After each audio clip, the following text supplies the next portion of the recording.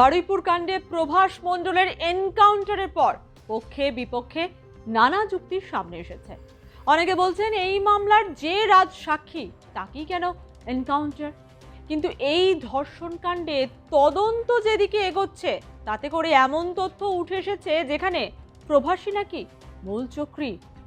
ওর ওপর দোষ চাপিয়ে নিজেকে আড়াল করার চেষ্টা করছিল সে। কিভাবে ওই নাবালিকাকে টার্গেট করেছিল প্রভাস, কিভাবেই বা ছক কষেছিল, তার কিছু প্রমাণ হাতে এসেছে তদন্তকারীদের। তবে কি প্রভাসের নোংরা লালসার শিকার ওই নাবালিকা? কি এমন তথ্য উঠে এলো যাতে করে প্রভাসকেই মূল চক্রী হিসেবে মনে করছে তদন্তকারী অফিসাররা? অন্যদিকে দ্বিতীয় এনকাউন্টারের আতঙ্কে সিটিয়ে আরও এক অভিযুক্তের পরিবার। কেন দ্বিতীয় এনকাউন্টার হবে বলে আতঙ্কে তারা?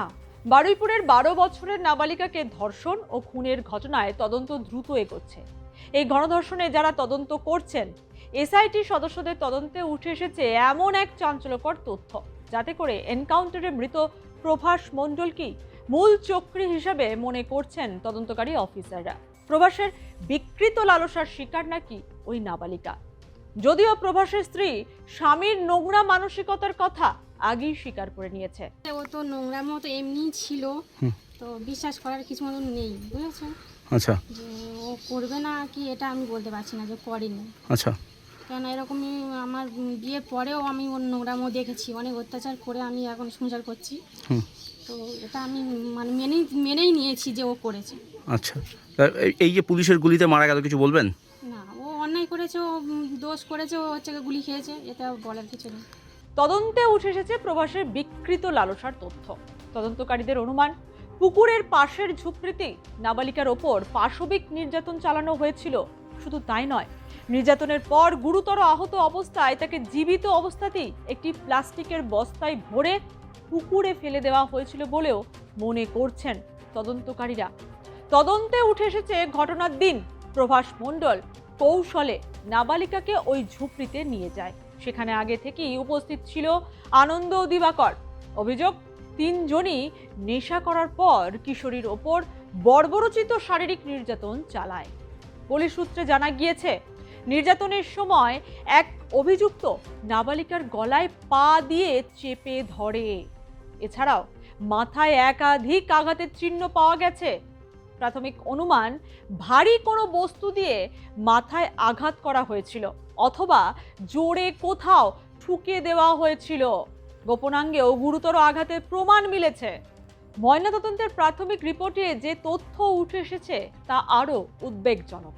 তদন্তকারীদের দাবি, নির্যাতনের জেরে কিশোরী অচৈতন্য হয়ে পড়েছিল। এরপর দীর্ঘক্ষণ তাকে ওই ঝুপড়িতেই ফেলে রাখা হয়। রাত গভীর হলে অভিযুক্তরা দেহ সরানোর পরিকল্পনা করে। প্রথমে একটি প্লাস্টিকের বস্তায় ভরে অন্যত্র নিয়ে যাওয়ার চেষ্টা করা হয়, কিন্তু তাহলেও বস্তাটি ছিঁড়ে যায়। তখন ঘটনাস্থলের পাশের পুকুরেই তাকে ফেলে দেওয়া হয়। পরে সেই ছেঁড়া বস্তা দিয়ে দেহ ঢাকার চেষ্টা করা হয়েছিল বলে অনুমান পুলিশের। প্রভাস মণ্ডল আগে থেকেই সব পরিকল্পনা করে রেখেছিল বলে অনুমান। সেই ওই নাবালিকার সঙ্গে আগে থেকে ভাব জমায়। ঘটনার দিন নাবালিকাকে প্রভাসী ডাকে, ওই নেশার থেকে তাকে নিয়ে যায়। আনন্দ সর্দার ও বাকিদের জেরা করে উঠে আসছে এমনই সব তথ্য। অন্যদিকে বারুইপুর কাণ্ডে দ্বিতীয় এনকাউন্টারের আতঙ্কে এই মামলার অন্যতম অভিযুক্ত দিবাকর সর্দারের পরিবার। এই বুঝি খারাপ খবর এলো। এই আতঙ্কেই ঘুমাতে পারছেন না তারা।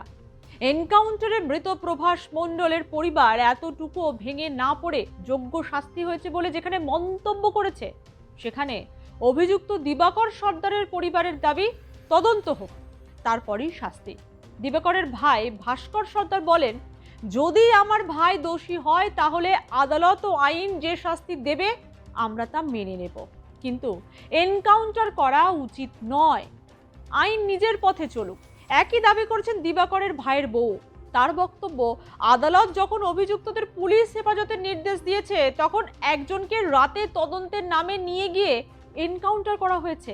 সেই ঘটনার পর থেকেই আমরা আতঙ্কে রয়েছি। দিবাকরের মাও দাবি করেছেন তার ছেলে নির্দোষ।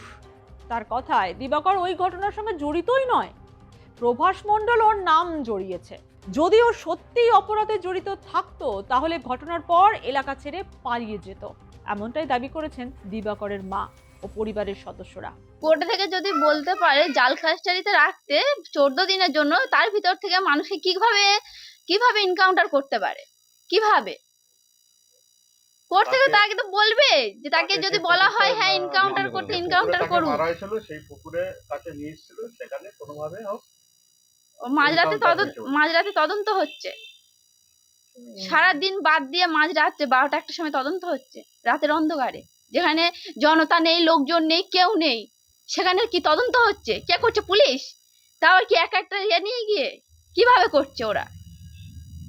দিনের বেলা করতে পারে না, লোক সংখ্যা থাকবে, জনতা থাকবে, সবাই থাকবে, তাদের সামনে করুক।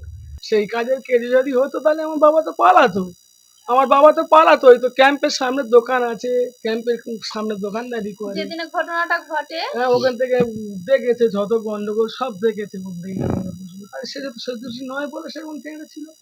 আর এত গন্ডগোল হয় তাহলে তো ঘর থেকে পালায় না, তো ঘরেই ছিল, ও তো কোনো দোষের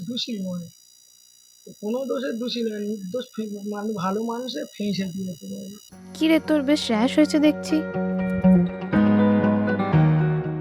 হ্যাঁ রে, কি করবো বলতো, র্যাশগুলো কিছুতেই কমছে না, অনেক কিছু ইউজ করলাম তবুও কমছে না। আমার মনে হয় তোকে কোনো একজন ভালো ডার্মাটোলজিস্টের কাছে দেখানো উচিত। তুই ঠিক বলেছিস, কিন্তু কোনো ভালো ডার্মাটোলজিস্ট থাকলে একটু সাজেস্ট কর না প্লিজ। এই তোর তো একবার র্যাশ হয়েছিল না, তুই কোথায় দেখিয়েছিলিস? তুই একবার গৌরীদেবী হসপিটালসে দেখাতে পারিস, ওখানে ভালো এক্সপিরিয়েন্স ডার্মাটোলজিস্ট আছে। আমারও সেম প্রবলেম হয়েছিল, এখন ওখানে ট্রিটমেন্ট নিয়ে আমি এখন ঠিক আছি।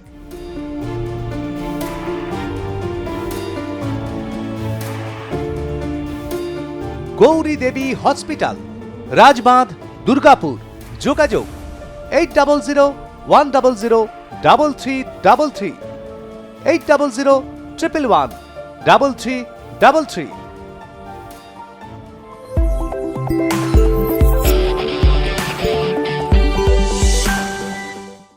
শনিবার ফের সূর্যপুরে যাওয়ার কথা মুখ্যমন্ত্রী শুভেন্দু অধিকারী। বারুইপুরের গণপিটুনিতে মৃত ইন্দ্রজিৎ মণ্ডলের বাড়িতে যাওয়ার কথা মুখ্যমন্ত্রীর।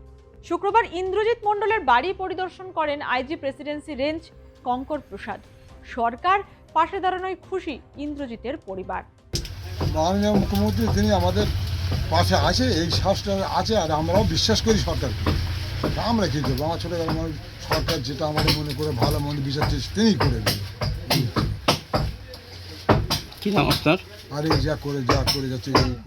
মুখ্যমন্ত্রী শুভেন্দু অধিকারী আগেই জানিয়েছেন দোষীদের যোগ্য শাস্তি হবে। বারুইপুরে নির্যাতিতার পরিবারের সঙ্গে সাক্ষাৎ করে তিনি পুলিশকে 72 ঘন্টার সময় বেঁধে দিয়েছিলেন, আর তারপরই মেলে এনকাউন্টারের খবর। আবারও মুখ্যমন্ত্রী বারুইপুরে আসছেন।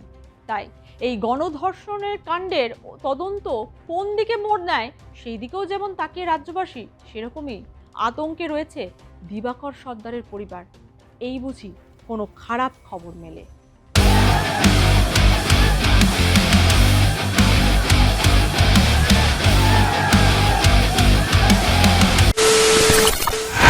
খবরের নামে প্রতিদিন সন্ধে আপনার ড্রয়িং রুমে কি শুধুই চিৎকার চেঁচামেচি খেয়ে আসে? বিতর্কের নামে চলে গালাগালি আর কাদা ছোড়াছুড়ি। এবার সময় পরিবর্তনের,